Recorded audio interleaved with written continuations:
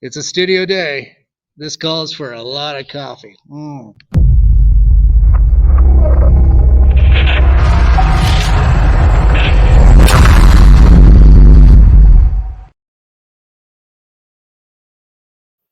This is COFOH Live Undead. I am your host, Daniel Crosier, and I am joined by the amazing Liam Regan. Yeah!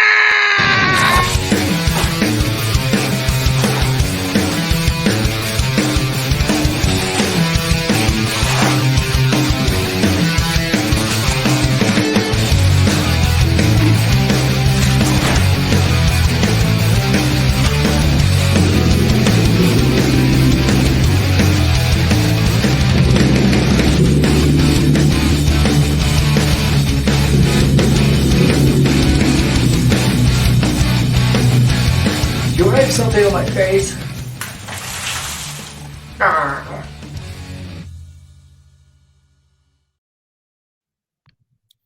Liam, how are you, sir?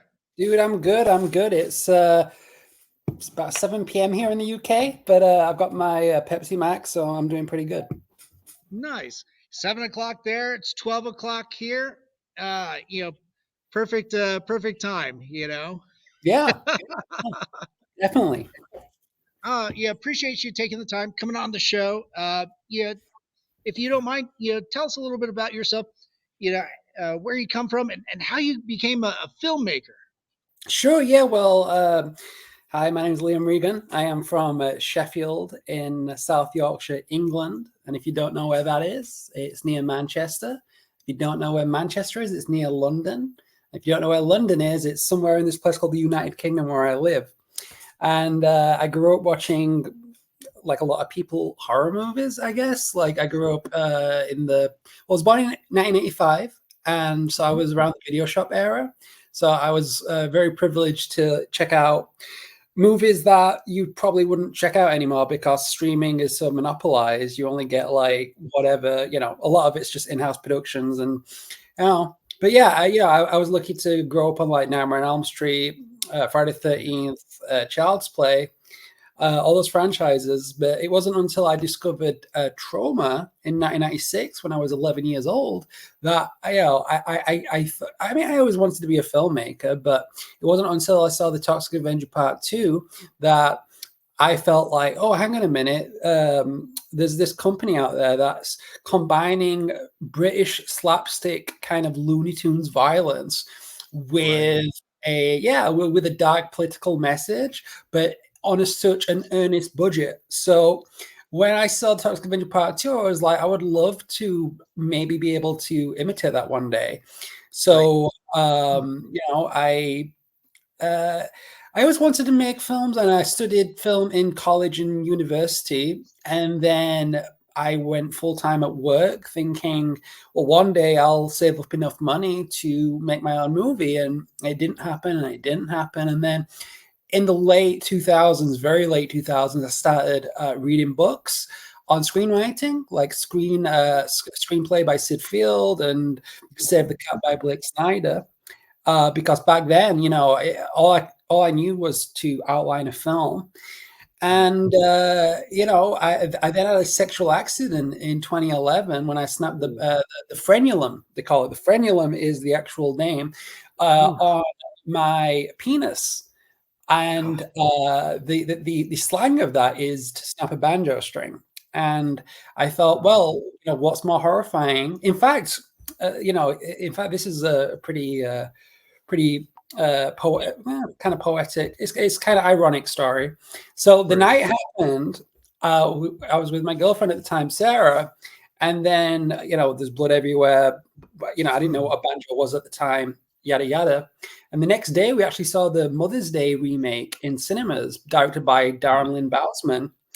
And afterwards, I was like, yo, you know what would make a great idea for a horror film is if we actually turned what happened last night into something.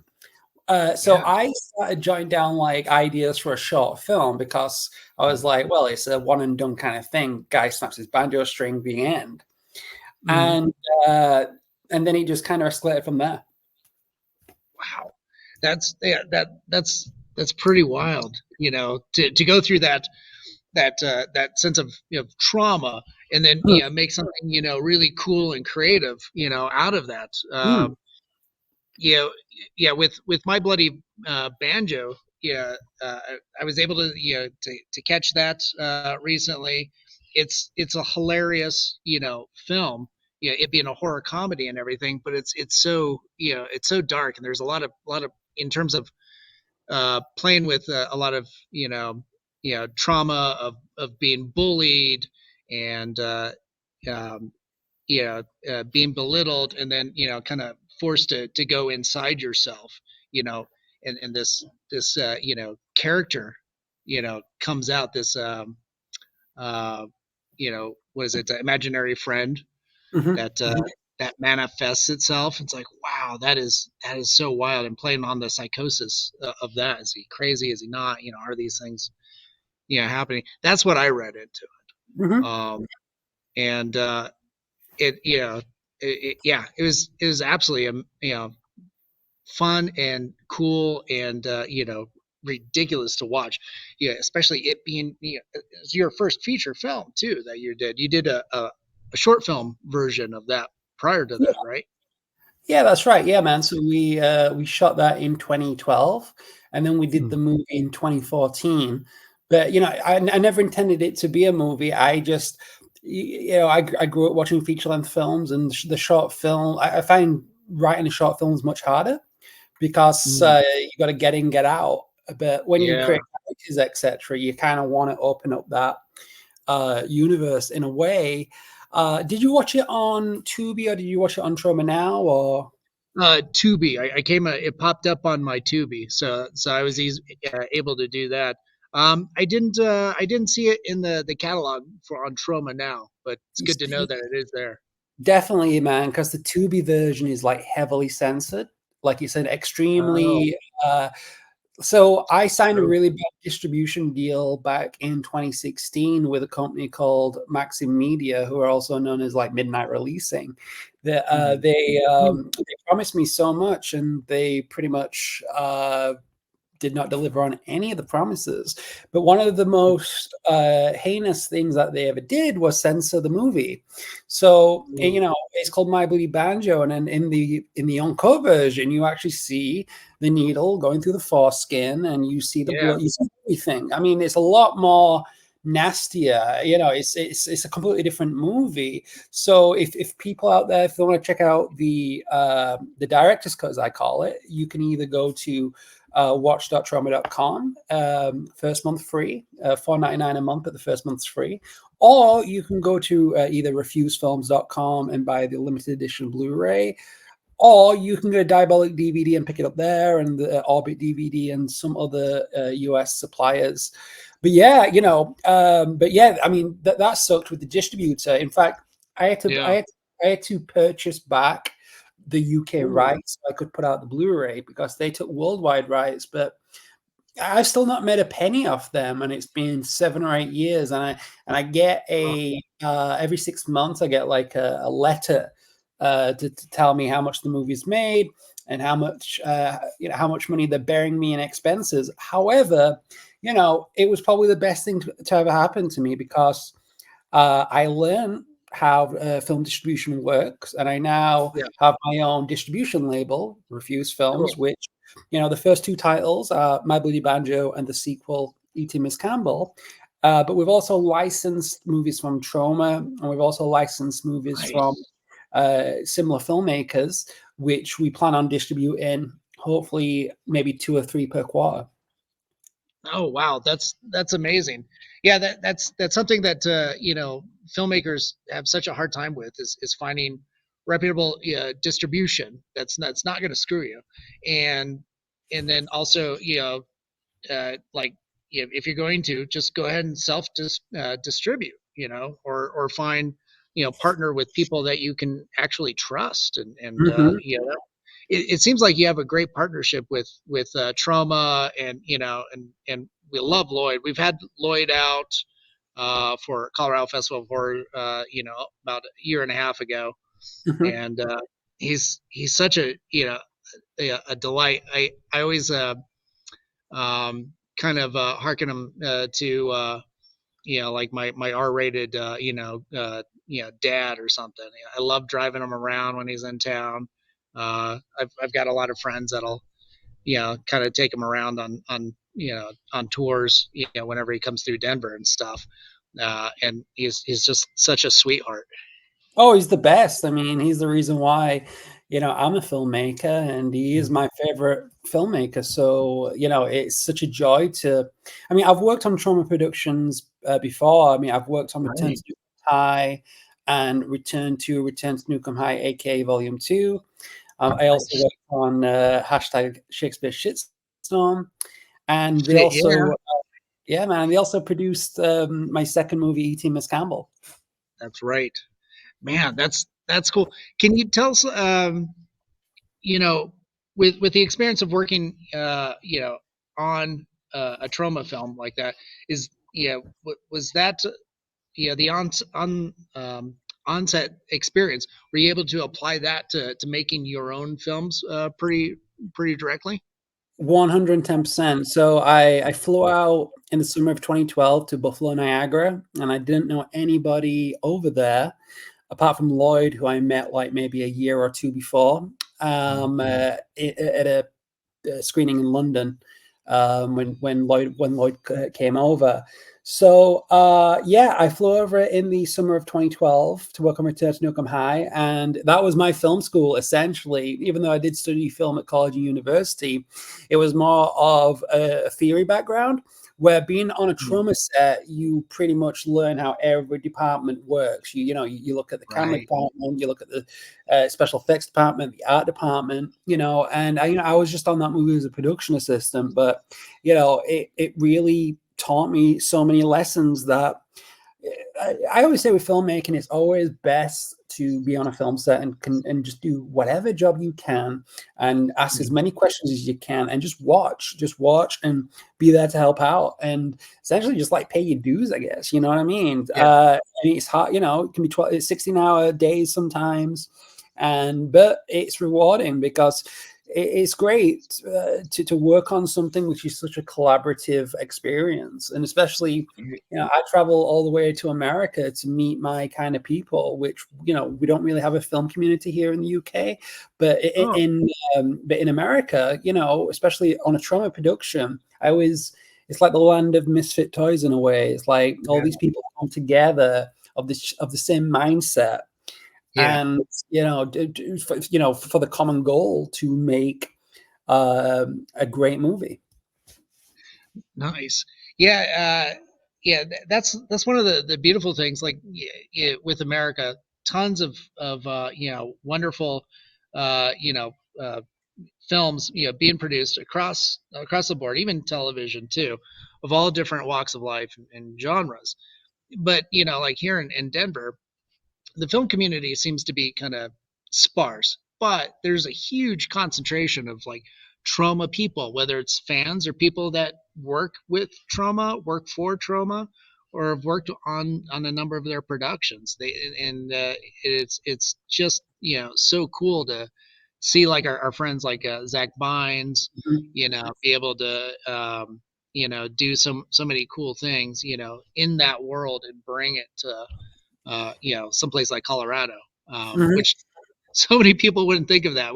They think of cowboys and and mountains and bass fishing and stuff, rodeos too. There's that. Uh-huh. We've got that. That's mostly in Wyoming though. Mhm. But Yeah, yeah. yeah, but it's so cool. Yeah, I'm glad that you were able to come over and you know be able to meet so much talent and learn so much, because now you're bringing that over to the UK Mhm. and kind of disseminating that information and with so many talented people over there.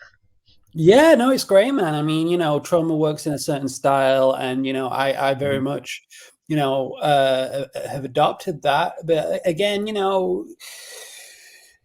it's just as hard making films over here, as I'm sure it is in America. I mean, my movies I've had to like self-finance for the most part. And Right. but they've played festivals all over the world. They've Yeah. now got physical media, and but yeah, it's great. It's good. I mean, Eating Miss Campbell is certainly the bigger movie of the two, Right. in terms of like budget, scope, and kind of the I guess the story is much more of a satire. Satire Mhm. on school shootings, especially ones in America. It's a satire on veganism, cannibalism. It's a satire on the tagline is "Nostalgia is cancer," and I think that came from this whole idea of IPs being exploited by big studios, Right. or just for financial gain, rather than uh, choosing new filmmakers and new stars. But at the same time, there's a reason why there's a Hollywood, and there's a reason why there's an independent film community. And I Mhm. find, even though it's much harder to make a movie being independent, and I may only make a movie once every 6 or 7 years. At least I know if it's financially funded, I've got 110% creative control. Meaning, if the Right. film's a success, fantastic. It's a collaborative effort, but brilliant. And if but it fails, I've got no one to blame it myself. And I would rather do that than gamble on someone else's money. Right. But also, like, my type of movie is very much, our tagline, Refuse Films, is subversive, transgressive, repugnant, Mhm. because, it's very much like cutting edge underground cinema where we attack on both sides. And I feel, Right. to me, art shouldn't be safe and film shouldn't be safe. And I remember going to Right. see like punk bands when I was younger, and I was kind of scared. I don't know if he was going to throw a mic stand into the audience, or if it was, Yeah. and I miss that danger when it comes to filmmaking, because I feel like Mhm. everything's pretty much sanitized right now. Yeah. And obviously, a lot of my humor came from a lot of American media, like South Park, for example, Yes. who I think, Trey Parker and Matt Stone are gods when it comes to comedic satire. Yeah. Yeah. They're absolutely amazing. My yeah, yeah. I mean, you're a little bit more than 10 years younger than me, but when I first found out what South Park was, I was in art school, and they were debuting on Comedy Central. And a couple weeks later, their first feature film, their college film, Cannibal the Musical, was playing at the Mayan Theater, just down the street from us. So we went and checked that out, and it's just like, holy crap, this is a college movie. This is amazing and hilarious, and a musical. And then I found out a buddy of mine, 15, 20 years later, a buddy of mine starred in it too. And Great. we ate. So so I'm like, no way, that's not you. That guy looks too good to be you. Oh my It's just, God, that's awesome, man. That's great. yeah, yeah. So it was like, what a great, little small world. To be to to have that, not really be a part of, but to have that around you, Mm. and to have that that aura. But yeah, talk to us a little bit more too about um, Eating Miss Campbell, where you're talking about the satire and the commentaries, especially, unfortunately, God, yeah, we have way too many, not only school shootings but just mass shootings, here in Mhm. the states. Mhm. And where did that idea come from? Because it's also spins out a little bit of from what I understand, my bloody banjo. Yeah, so where to begin with that? So I guess, like, so when Columbine happened, I must have Right. been 14, 15 years old. And then Hmm. when 9/11 happened, I was 16, and I felt like it was a very interesting time in my life, at least. And Right. those two things really stuck out to me. Those two big tragedies, mainly because of a lot of the blame that went around, especially after Columbine and Yeah. 9/11, like the conspiracy theories and hate and prejudice and all that ugly stuff kind of came out as well. And to me, being an Englishman, I saw it as, in a way, Columbine and 9/11 being like a summer blockbuster for America, because it would be on the news all the time here because the tragedies were so huge. But it just, struck a chord in me, especially Columbine, because they blamed Marilyn Manson, they blamed horror movies, they blamed violent video games. So, and obviously in the UK, we've only ever had one school shooting, and that was in 1993. And we've never had one since at all. So, for me to view what's happening in America, and obviously it's happening very consecutively. It doesn't seem to, it's not a fad. It's become part ingrained in the culture of gun violence, etc. And I didn't want to, because I think it'd be so easy for, oh, look, we're going to make fun of Americans or anything, because it was not that whatsoever. In fact, I've got American actors in the film. It's the whole idea of America bringing over this fast food culture into a school environment that previously, in My Bloody Banjo, there's a character called Pelser Arbuckle. And when he was a kid, he had an imaginary friend called Ronnie who told him to shoot up his school. And then when Pelser got older and worked an office job, he, because he was on medication, like an antidepressant, he stopped taking it because he could no longer get an erection during sex. And because of that, his imaginary friend Ronnie pops up again, and this time to influence him to shoot up his office, Reams for Less. Now, in the sequel, obviously because Pelser shut up his school, the school was shut down. So they've reopened the school, but they brought in a new headmaster, and the new headmaster is Mr. Sawyer from My Bloody Banjo, who was the boss of the paper company, because he was the guy who put Pelser Arbuckle in his place. So I wanted to kind of bring the whole Ronnie, the whole like copycat killings thing, where people wore like Ronald Reagan masks to resemble a bit of Ronnie in My Bloody Banjo. But I really wanted to create a brand new story. So there's this goth girl called Beth Connor who's 18. She's a vegan. And then this American English teacher comes over to the high school. They fall in love, but soon Beth develops a taste for human flesh.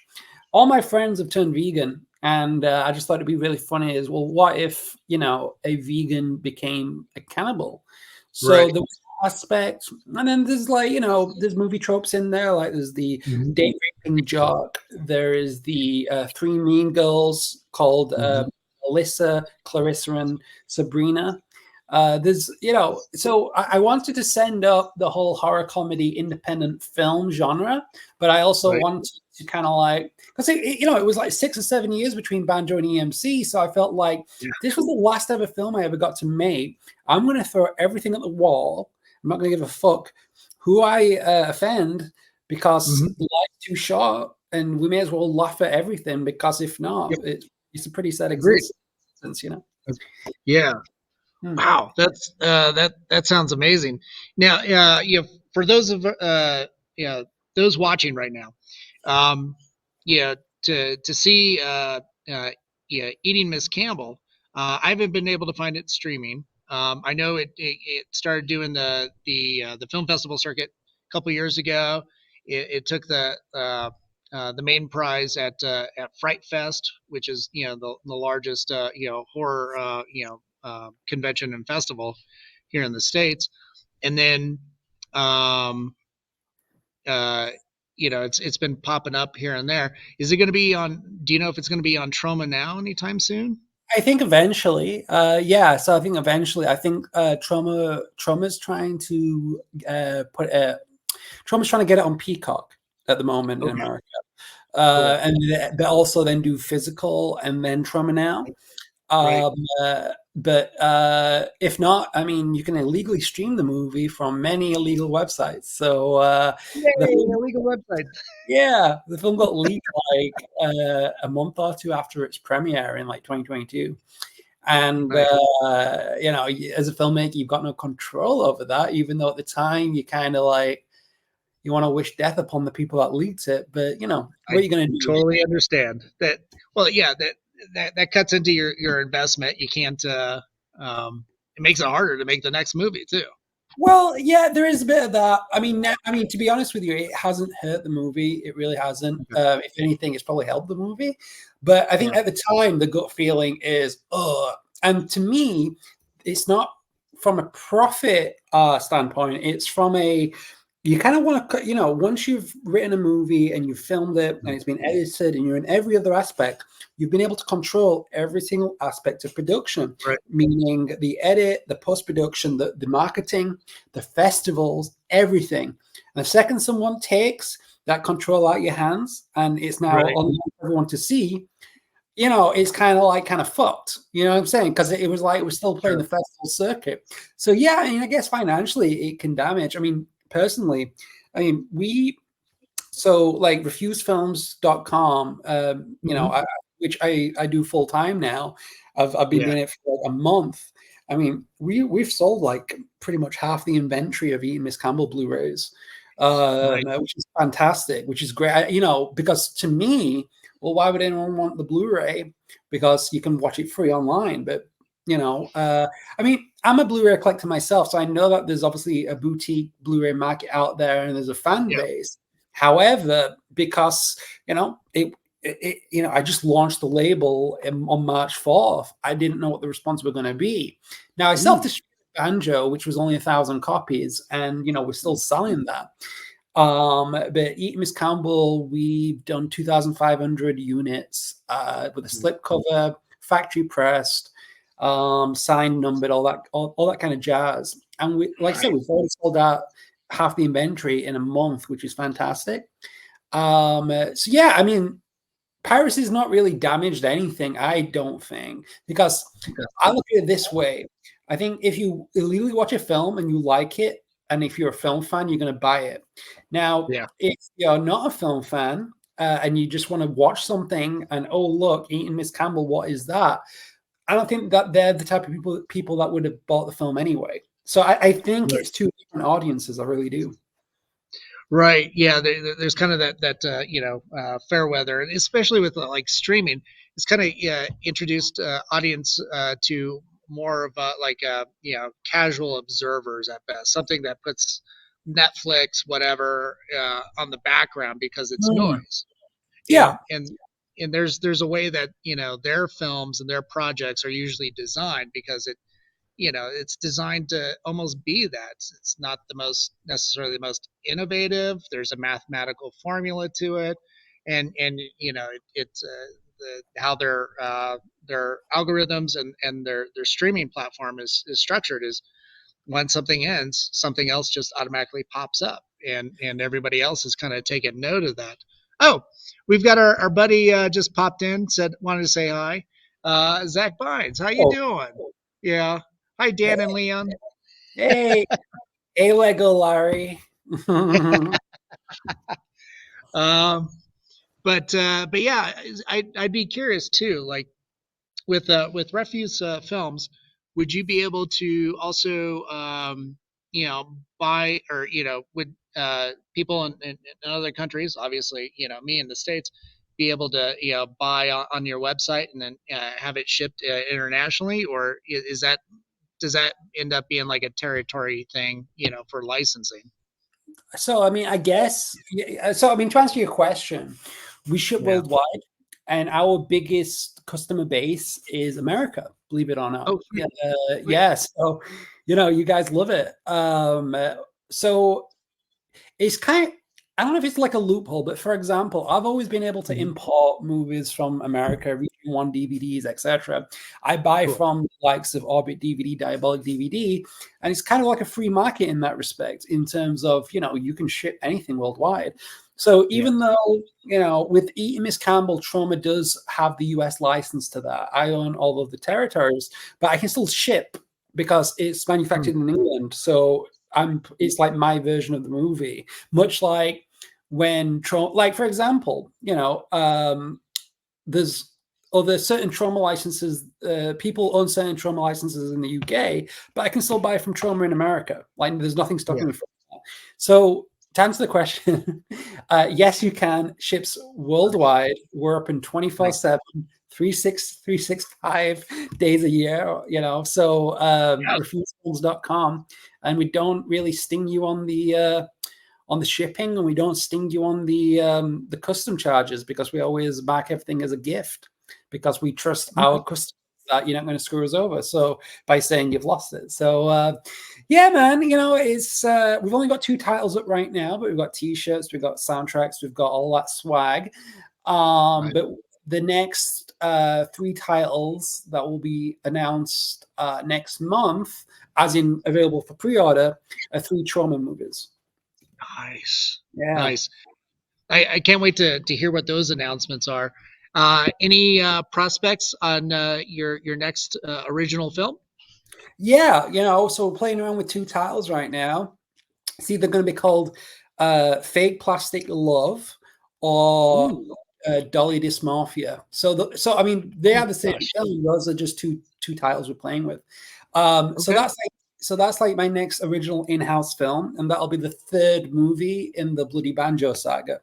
So we'll be bringing some characters and maybe tying things up from Banjo and Eating Miss Campbell and all that kind of thing. I am attached to co-direct a movie in LA titled Gorehound, which is I'm co-directing with the writer Trent Hager, who he starred in Terra Firma, and he wrote Citizen Toxie, and he directed 68 Kill, and he directed Chop, and he wrote Cheap Thrills, and he wrote Dead Girl. He also stars as Killjoy the Clown in the Full Moon movies. He's a good guy. So we're hopefully going to be co-directing that. We just need to secure funding, but that should be a lot of fun. And yeah, really, it's just this distribution label, and hopefully putting out more titles if the distribution label is a success. Fingers crossed. Nice. Oh, that's amazing. Gosh, yeah, Liam, the time kind of zipped right by. But I want to, thank you for being so generous with your time and coming on to the show, and that's cool. And talking to our friends and our audience, about all the cool things, all the cool films that you do, and everything, and the distribution that you're involved in. So yeah, everybody that's out there that's watching this, make sure you go to refusefilms.com and support Liam. Purchase physical media, because these streaming companies too. They might buy a film, but they could also shelve it. Right, licenses get pulled and they get yanked, all the time, where really, it's always good to have something tangible on the shelf. And if I ever went over to a girl's house and I look at the shelf of movies she has, and she's got titles such as Eating Miss Campbell and My Bloody Banjo, then she's definitely wife material. You know what I'm saying? So right. It tells you everything you need to know about a person. So if any guys want to get laid out there, just go to refusefilms.com right now, and those 2 movies, I'm sure, will get you some poontang. That's right. They'll get you some action there, fella. That's awesome. Oh my God. Liam, we've got to sign off, but stick around for a few minutes. All right. Yeah, man. Yeah. Oh, thank you so much.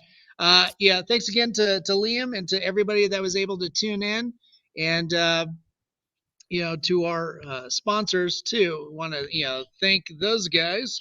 To Mutiny Information Cafe. If you're going to start a revolution, make sure you're caffeinated. Clearly, I am.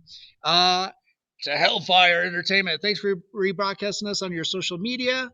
To Groovy TV. To my sponsors, Angela Joseph and Angela Joseph Productions, and of course my producers, Amanda Armstrong and Stefan Santa Cruz. To everybody out there, hey, be good, be kind, help each other out during tough times, and stay spooky, my friends. Till next time.